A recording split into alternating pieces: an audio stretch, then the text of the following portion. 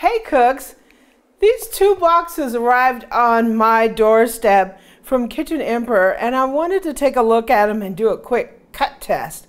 We have a Santoku and a chef's knife in these boxes, and from what I can tell, they're absolutely fantastic. So join me as we do an unboxing and cut test of 2 knives from Kitchen Emperor.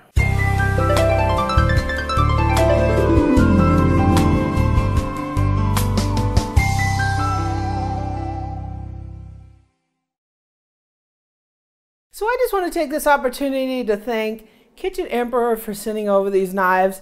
Knives are one of my favorite tools in the kitchen, and without a really good quality knife, you will have a lot of trouble getting the cuts you need, and it actually is kind of dangerous to use a knife that's not sharp because it can slip and it can injure yourself. So we've got these 2 knives from Kitchen Emperor, and one is a Santoku and one is a chef's knife, and I don't know which one is in which box, so we're gonna so let's see what we have in this one, if it's the chef or the Santoku. Really nice box to this. It would be a really nice gift. Oh, look at that. It's beautiful, right? Nicely packaged. So it comes with a little manual with some of their products, as well as the use and care for this knife. It also comes with a nice cleaning cloth, and let's see what we got. Ooh, this is a chef's knife, right? Look at that bad boy.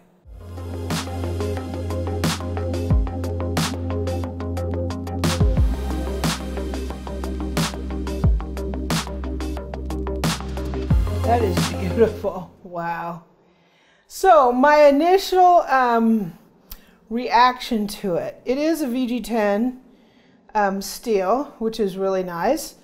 My initial reaction is it's a beautiful knife. It is beautifully polished. Look at that. Polished all the way down to the end of the knife. No bolster, so you can sharpen all the way back to the end of the blade. It says 67 layers of Damascus super steel. It's really, really nice. Has some granite edge here to try to keep it, your food and stuff from sticking. Wow, it's beautiful. Really, really nicely finished and polished through the handle.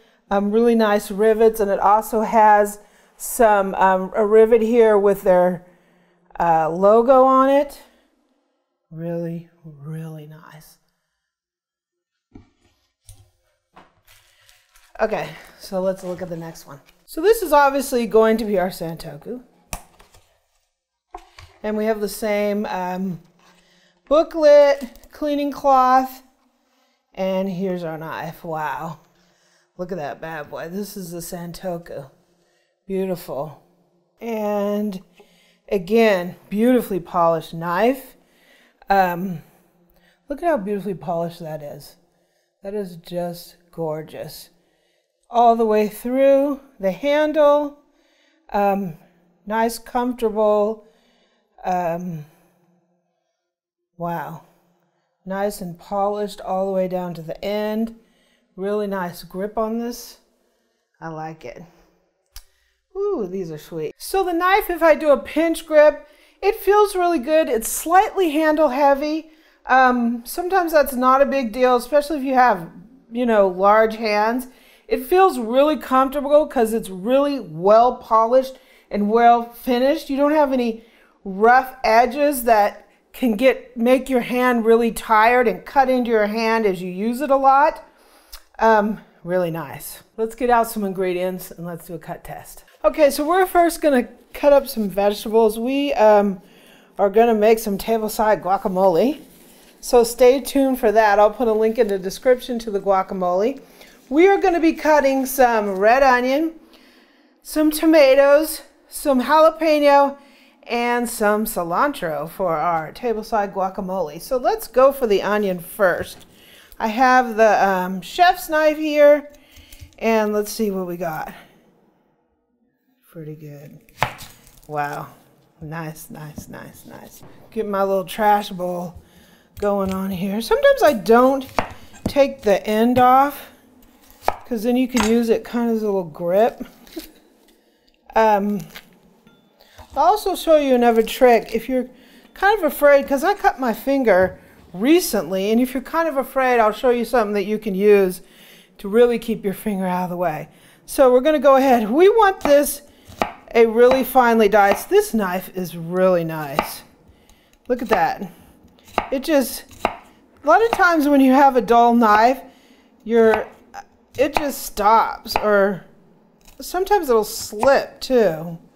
Look at that. Nice. Really nice. And we're going to cut it. I want it really thin because we're going to be eating this in our guacamole. So I want really thin pieces. Wow, this knife is impressive. So a question for you, Amy. What? The top of the knife looks to be kind of thick, but the kerf or the cutting edge looks to be relatively thin. Does that affect the smallness of your dices? I don't know about that, but it is thicker on the top, and then it tapers down, and it's really thin on the blade. A really thin blade helps you get these really nice cuts. When the blade is thick, it's great for big meats and stuff. When the blade is thin, it's great for this kind of work.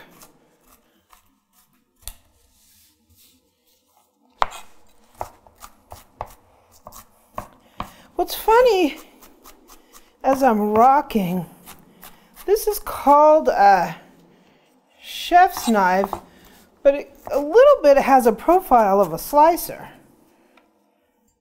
Because look at that, it kind of has a profile of a slicer. I want this to be really finely chopped because I don't want no big, huge, woo! Woo, woo! Woo! That knife, that onion ain't playing around.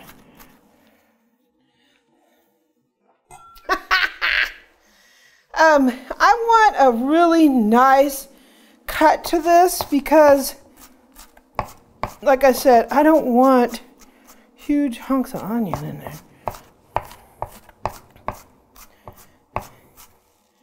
You want it a little chunky, but not crazy, right? Yeah. Wow, nice. Really, really nice.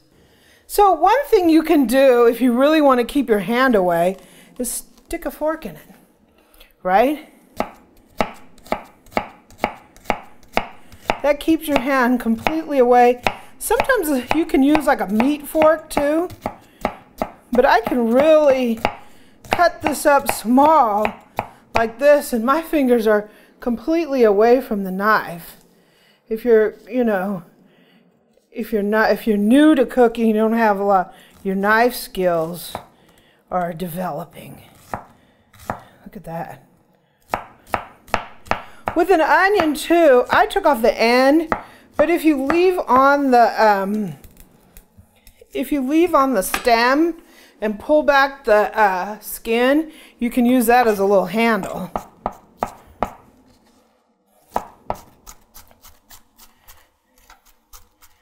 So let me finish cutting this up and we'll move on to the next ingredient.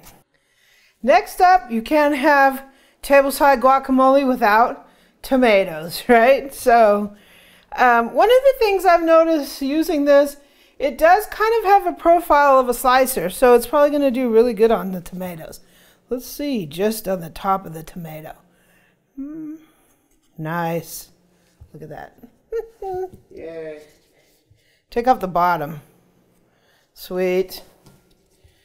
So let's give this a...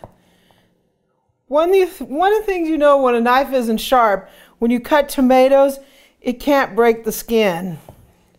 And that breaks the skin like whoop. Even makes that sound like whoop. Nice. How's the grand edge? It's not sticking too bad. That is sweet. little chunks. I don't know, how big do I want this for my guacamole? We're not making salsa. No. So I don't want it terribly large. Just want little chunks. We don't want you to see that. Like that. That looks pretty nice, right? Looks good for some guac.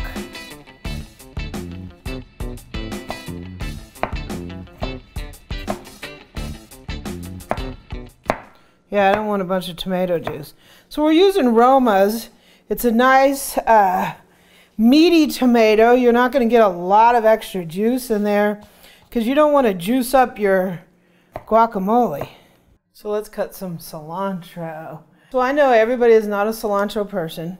If you don't like cilantro in your guacamole, certainly leave it out. We're going to be using the Santoku for this. We're going to go 2 and 2.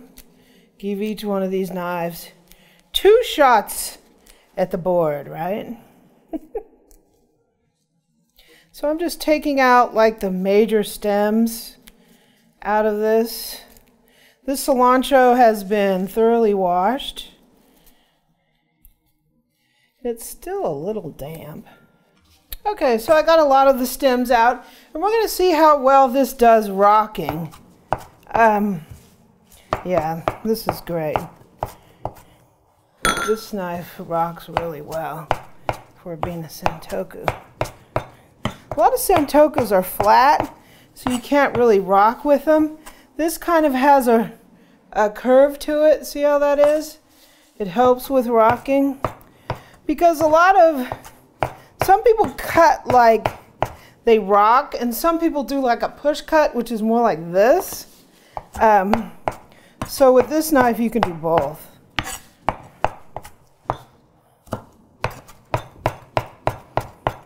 Sweet. So we're going to be on to the jalapeno. So we're going to do a couple of jalapeno. I put on 2 gloves this time because I don't want the fiery fingers. And this knife has no problem whatsoever with the jalapenos. Woohoo! Catching me in the throat a little bit. Holy cow. Okay, let me rinse these off real quick. Woohoo! Wow, these suckers aren't playing. So I want these to be cut really small. If you can take more heat, go for it. You know, I'm not someone who doesn't like any heat. I like a little heat in my stuff, but one of the things is with guacamole, this jalapeno is going in raw, so I'm not really wanting to bite into a huge chunk. You can do it however you like. And this is going to test the rocking of this. So let's cut this. I'm going to do it a little small.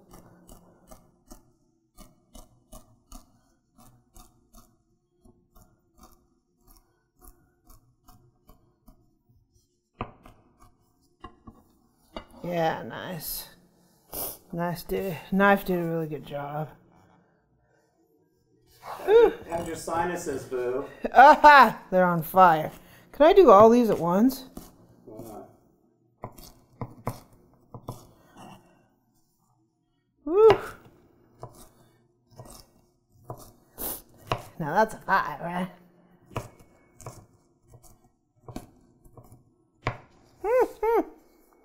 Woo! Yeah, that's nice. Did a great job.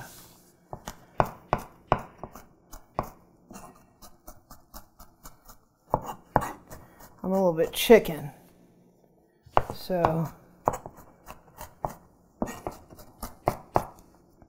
we're gonna a little bit more chop there. Woo! And I have a little bit of lime here. This lime I'm just gonna cut in half so we can use that for our guacamole. Now let's cut up a little chicken. I'm going to make my my famous panko custard chicken tenders in the air fryer. I'll put a link down in the description to that video. This recipe is absolutely fabulous, and I'm going to be taking these for lunch to work. So we have some boneless skinless chicken breasts right here. And this is our Santoku. So let's see. Gotta trim a little bit of this off here. Nice. Nice. Gotta cut a little bit of this out here. I don't want that gristly stuff in my chickie. And do a little trim action. There's usually like some stuff along the edge you gotta trim off. A little extra fat and some connective tissue, as well as along the edge here. So our chicken is looking really nice, and we're just going to cut some tenders here. So we're just going to cut along here. Cut some tenders. Sweet, look at that. That's beautiful. This is going to be some tasty tenders. So sometimes when the meat's rubbery or whatever, it's kind of hard to slice, right? Yeah, it can be really hard to slice. And when your knife isn't sharp, you can actually feel the grain of the meat in your knife as you cut it. But I don't feel that at all with this, because it's nice and sharp. Sweet. And let's see our final tenders right here. Nice. Very, very nice. Let's try the chef's knife. Like I said, to me, this kind of has a profile of a slicer. Yeah, we got a lot of trimming up to do on here. Sweet.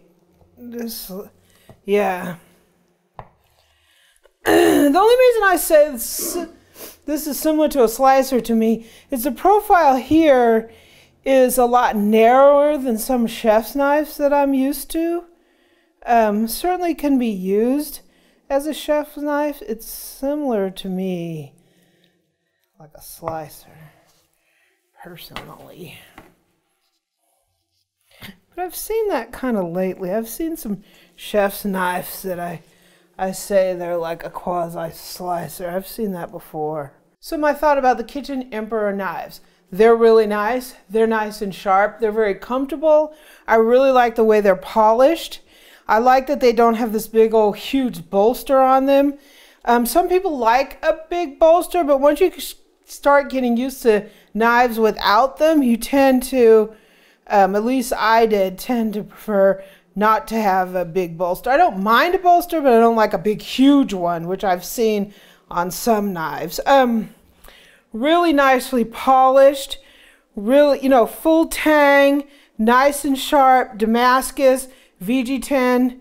These are really nice knives. I give them my thumbs up. So to me, there's a difference between the two. This more has a profile of a slicer to me. I can rock a little better on the Santoku, believe it or not, because sometimes Santokus are flat, but the definition of what used to be totally a Santoku isn't the case, because a lot of them have been westernized. So I am able to rock really well on this one. I can rock better on the Santoku than I could on the chef's, which is kind of interesting. But, you know, both of them are really nice. So I just want to take this opportunity to thank Kitchen Emperor for sending these knives. I really enjoyed using them, and I'm going to enjoy them in the kitchen. If you'd like to take a look at these knives, there'll be a link down in the description as well.